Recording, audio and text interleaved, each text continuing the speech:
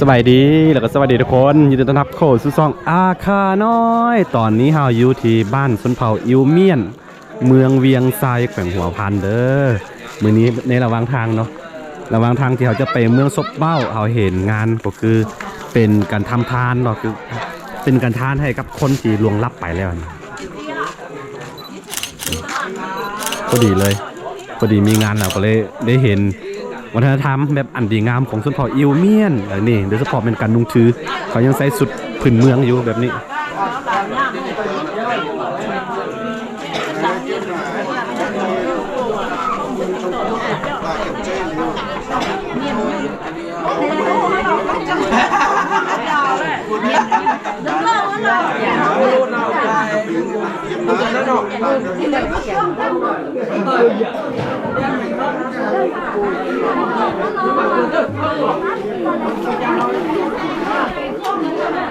นี่บอกสักครู่ไทยฮุบไปส้นเผาส้นลายส้นเผาอิวเมียนเขาจะบอกคอยเปลี่ยนสุดเด้อเขาขึ้นไปทั้งพุ่งสลีบอกว่าผู้หญิงผู้ชายเขายังใส่สุดไปว่าผืนเมืองอยู่เนาะ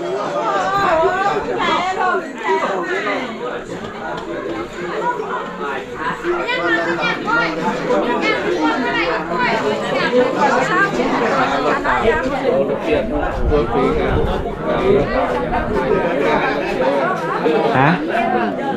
ลูกโมเมนเมียนสบายดีดีไหมโดยอ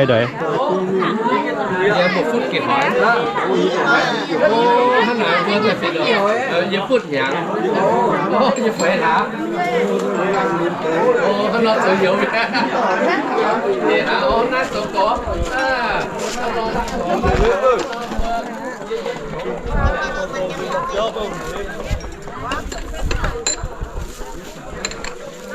โอ้อันนี้เป็นสุดของอิวเมียนแล้วมันบ่แม่เป็นสุดพออิวเมียนแล้วเนาะเป็นสุดจักมือเขาเฮ็ดทานนี่พี่จักมือเขาทานนะ3 มือบ่3 มือเนาะ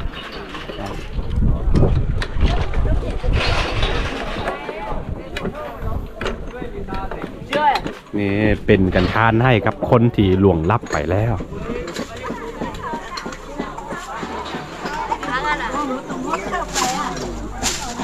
บัวเบย์กูทุบบัวอยู่นะ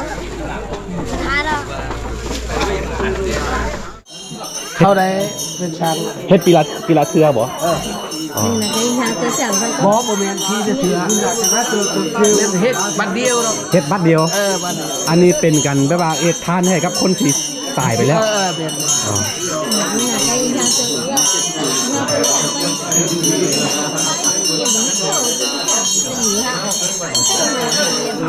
นี่สังเกตเห็นว่าเขาท่องคาถาอะไรสักอย่างนะเป็นตัวหนังสือคล้ายๆคือตัวหนังสือจีนแต่ว่าเป็นหนังสือของอิวเมียนเด้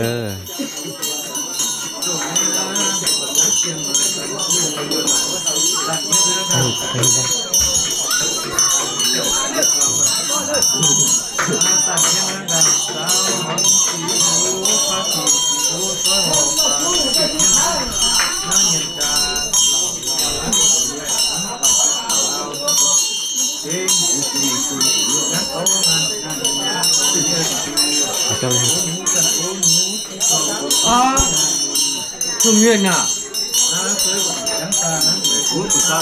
คือพี่ตั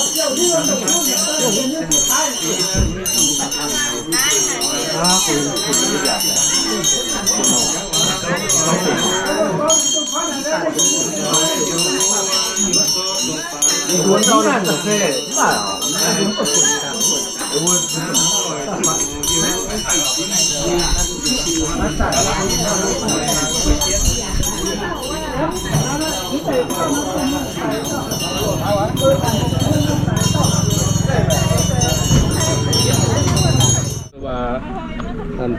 อันพี่น้องเขาอันที่หมอที่มาว่ากับอันพออันน่ะว่าอ้ายเราตายไปปีก่อนปีปลายวันเดี๋ยวนี้เขาถือว่าคือถ้าเจ้าเอาตามภาษาลาวก็เป็นกันทานให้คนที่ล่วงลับไปแล้วก็ที่ล่วงลับไปเขาก็บอกว่านั่งกินข้าวนี่เพื่อที่ เ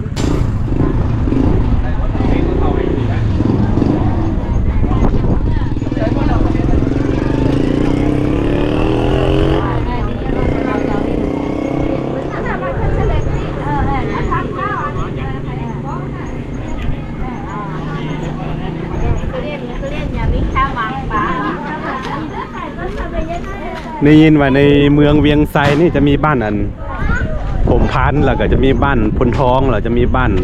ห้วยตุ้งบ่3-4บ้านเนาะชนเผ่าอิวเมียนแล้วก็อยู่เมืองซบเบ้า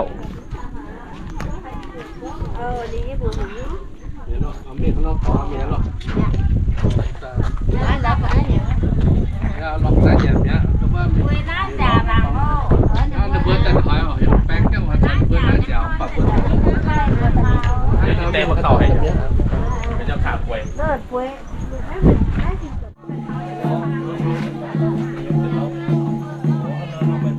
บ้านพลทองเมืองเวียงไซคืออยู่พี่มันจะหนาวกว่าทุกบอนของเราเลยอยู่ที่กับพงสาลีนี่หนาวคล้ายๆกันไม่รู้เป็นยังไงหน้าจืดเลย หน้าจืดเลยเหรอจืดได้เห็นป่วยสาวจืดดีนะเขียวจะ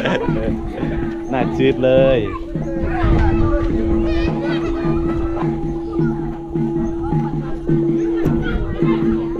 ก็ได้เห็นว่าประเพณีมันอย่างต่างๆแปลกๆขึ้นมาพี่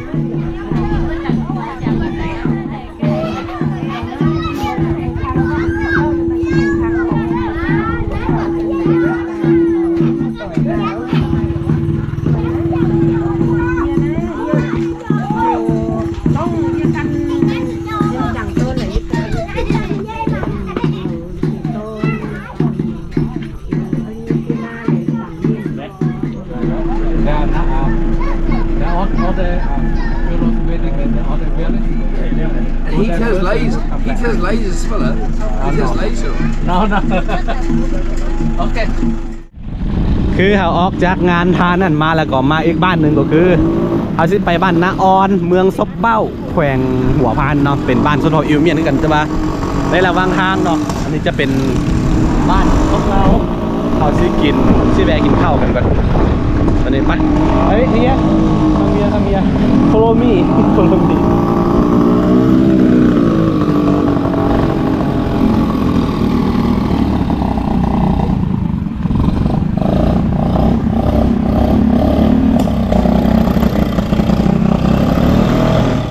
คือเราหลงทางไปออกทางอันชายแดนเวียดนามเนาะไปฮอดดันน้ำเมียวเป็นเวลาเป็นเส้นทางกว่า 6-70 กิโลตอนนี้กลับมาแล้วมาถึงทางแล้วสิไปบ้านพี่น้องอิวเมียนต่อกินขนมก่อนเสือคูหิวนี่นี่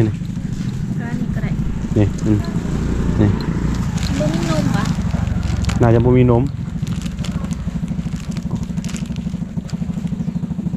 อันนี้ก็ได้นะบอลนี่บุ้มไหม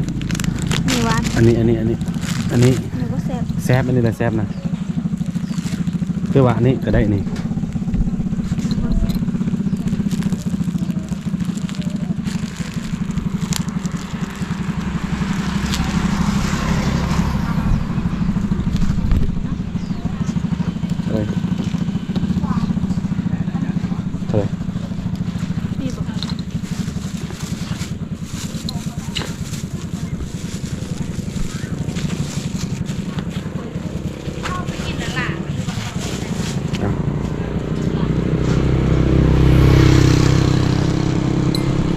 นี่อยู่จุดนี้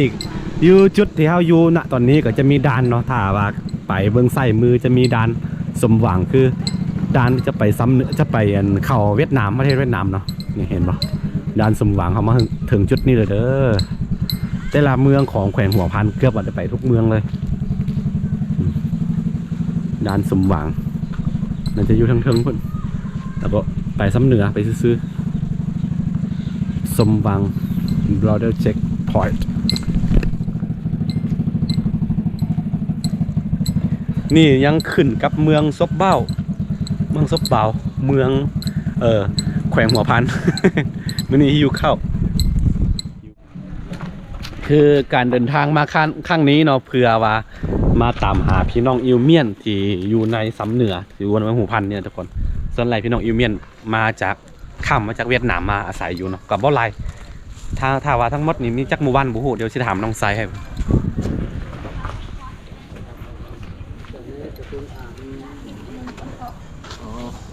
มีประมาณจักหมู่บ้านส่วนอยู่เมียนนี่ในหัวพันนี่ทั้งหมดพันเหรอวะอันนี้พอไปถึงก็ได้ปวดมันเจ็บท้อง อยู่ที่นี่18หมู่บ้าน ประมาณ10ไปหมู่บ้านเหมือนบ่ส่วนหลายมันจะอยู่ใกล้ๆชายแดนเวียดนามหมดเนาะน่าจะเป็นมาจากเวียดนามเพราะว่าคำมาจากเวียดนามมาเนาะตอนแรก ที่ เข้ามาจากจีนแล้วก็เข้ามาเวียดนามออกมาเนาะ ที่เขาว่ากับผู้กองหมู่บ้านท่านเขาว่าสมัยสงครามพระเจ้ามีมาอยู่ชายแดนลบหนีเอาสัก โดย ก้าวตั้งรักตั้งฐานว่าลบหนีอยู่ในป่าหลังจากสงครามแล้วเขาจึงอันนั้น ออกมา มาตั้งหมู่บ้าน อ๋อ สมัยนั้นมันโดนแล้วนั่นมัน หลายเป็น100 ปีมัน คือเป็น100 ปี ร้านนี้เมียนนะเป็นเมียนหล่อแรงเมียนนะ โอ้ เด็ เดี๋ยว กหญิงดาวนะ บ้านน้องไปทางไหนท่าน นะ บ้านน้องไปทางไหน อันน้อง ประมาณจักกิโลลงขึ้นไป อาจารย์ว่าเขาที่มาเดี๋ยวเบิร์ดสมเมียนว่าออกเดี๋ยวว่าก้องโอ้ยบ่ได้หรอกหล่อแรงเลยนะคุณไม่ต้อง คือเนื่องจากว่าเฮาอันหลงทางมันบ่สักครู่หลงทางไปทางอันชายแดนเวียดนามนาแมวแล้วก็เลยว่าเฮ็ดให้เสียเวลาหมดมื้อเนาะถือว่าจะเป็นการเดินทางหรือว่าการเดินทางสิ้นสุดมื้อนี้สำหรับมื้อนี้เนาะจะสิ้นสุดอยู่นี่หลังจากกินข้าวอิ่มแล้วเนาะนี่อาจจะน้องอันติดตามไปเลยว่ามื้ออื่นเฮาสิเดินทางไปทางใดเป็นจังไดหลังจากอดข้าวมาหมดมื้อ ชิว คือตอนแรกว่าสิกินอยู่เมืองเวียงไซแต่เนื่องว่าเฮาหลงทางกันนะก็เลยว่าพยายามหาเส้นทางมาจนมาฮอดพี่จนเดี๋ยวนี้ยังไม่ทันได้กินเพียเดี๋ยวแป๊บหนึงกินเนาะโอเคทุกคนเดี๋ยวเราสิถ่ายบรรยากาศกันกินข้าวนิดนึงแล้วก็สิจบอันคลิปวิดีโอนี้อยู่นี่เดี๋ยวเจอกันใหม่ในมื้ออื่นพี่มี ฮะ อันนี้ปลาอย่าง อันนี้ปลามันเป็นปลาดุกบ่แม่ ปลาดุก ปลาอย่างนั้น แล้ว ป ป ลา ลา ดุก ปี บ่ ปลาดุกปลาดุก มีไก่มีโนนี่มีเม็ดกัว2เม็ดกัวนี่เฮ็ด บ่แม่นปอกกัวเนี่ยปอกกัวเนี่ยอันนั้นเป็นปอกกัวงานบ่เอากัวนั้นทานพุ่นบ่นี่เฮามากัวน่ะ No puede ser, patita. หรือปลาดิบกัวนี่ใช่มั้ยเขาจะน่ะ ร้อน